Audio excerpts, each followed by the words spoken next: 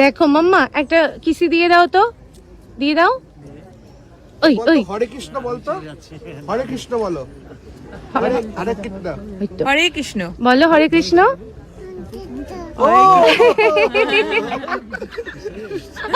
ইয়ে, বাই বলে দাও, বাই করে দাও। এই যে ক্যামেরাতে বাই বলে দাও, একবার টাটা করে দাও। এটা করে দাও। তোমার হারটা নিয়ে নিল শুভদি, আর কিছু করার নেই। ওকে মাকে টাটা করে দাও তাহলে। মাটা এই কি শুভদি, তুমি নিয়ে চলে যাও ওকে, আমি আর নিচ্ছি না ওকে। আচ্ছা ইয়ালিনী ইউয়ান চলো খাল।